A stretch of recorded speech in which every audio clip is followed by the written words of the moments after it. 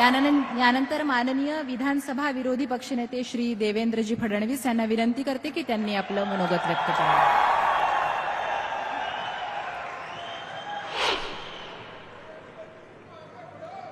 हिंदवी स्वराज्याचे सरसंस्थापक छत्रपती शिवाजी महाराज यांना मानाचा मुजरा करतो।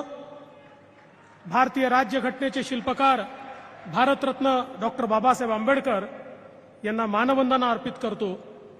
आजच्या आपल्या या देखण्या सोहळ्यामध्ये आपल्यामध्ये उपस्थित झालेले अखिल भारताचे लाडके आणि खऱ्या अर्थानं वैश्विक नेतृत्व असलेले आपले पंतप्रधान माननीय नरेंद्र मोदीजी,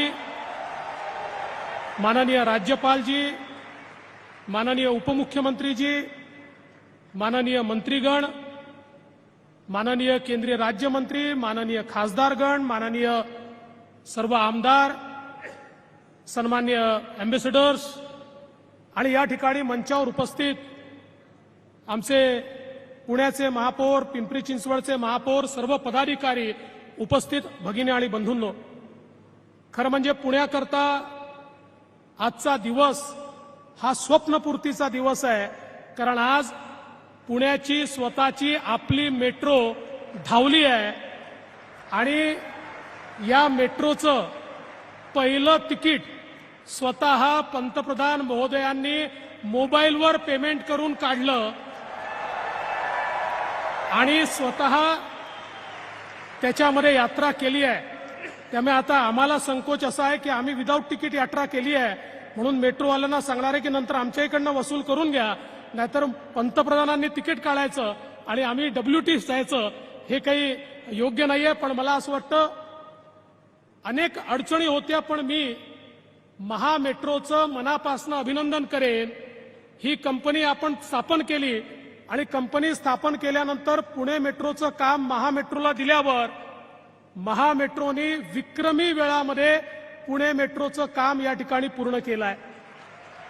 आणि सगळ्यात महत्त्वाचं, आदरणीय प्रधानमंत्री जी, महामेट्रो ने पुणे मेट्रो में सबसे महत्व की बात यह की है कि यह देश की पहली ऐसे मेट्रो होगी कि जिसमें नॉन फेयर बॉक्स रेवेन्यू ये तकरीबन 50% होगा, 50% होगा।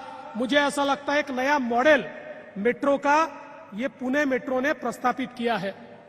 मैं आपका इसलिए भी आभार व्यक्त करना चाहता हूं कि हमारे पूना की जो गंगा है, उस पूना की गंगा को पवित्र करने के लिए आपने जो जायका का प्रकल्प हमको मंजूर करके दिया है, आज त्याही प्रकल्पाचं या ठिकाणी भूमिपूजन होत आहे आणि लवकरच निर्मळ आणि अविरल अशा प्रकारची नदी पुण्यातनं वाहताना दिसेल।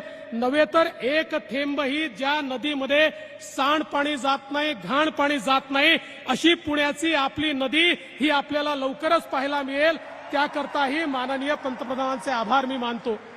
एवढंच नाही तर येत्या काळामध्ये महानगरपालिकेचं मी याकरता अभिनंदन करतो। पुणे असेल, पिंपरी चिंचवड असेल, इलेक्ट्रिक बसेस, CNG बसेस याचा मोठा ताफा तयार करून येत्या काळामध्ये महानगरपालिका 100% ट्रान्सपोर्टेशन हे क्लीन फ्युएलवर करेल।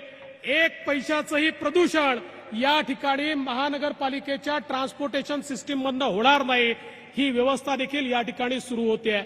खरं म्हणजे महानगरपालिकेने केलेली सर्व कामं ही अतिशय उत्तम आहेत, पण ही कामं याकरता होऊ शकली कारण त्याच्या पाठीशी भक्कमपणे या ठिकाणी माननीय पंतप्रधान नरेंद्र मोदीजींचं सरकार हे ताकदीनं उभं राहिलं आणि त्यामुळे इतके प्रस्ताव मोठे मोठे या ठिकाणी मंजूर झाले की त्यातनं पुण्याचं शहर बदललंय आणि येत्या काळामध्ये अतिशय चांगली वाहतूक व्यवस्था असलेलं शहर म्हणून पुणे शहर आपल्याला पाहायला मिळेल आणि ती व्यवस्था देखील येत्या काळामध्ये होणार आहे।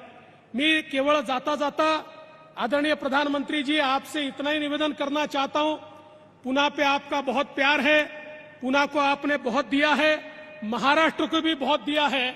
दो चीजें हमारी आपने मंजूर की है और कैबिनेट तक पहुंची है। आपने नासिक में नियो मेट्रो ये मंजूर की हुई है, जो देश की सबसे अनूठी मेट्रो होने वाली है, जो आपने अर्थसंकल्प में, बजट में भी ली है और अंतिम मान्यता के लिए अब कैबिनेट तक पहुंची और नागपुर मेट्रो फेज 2 भी अंतिम मान्यता के लिए पहुंचा है।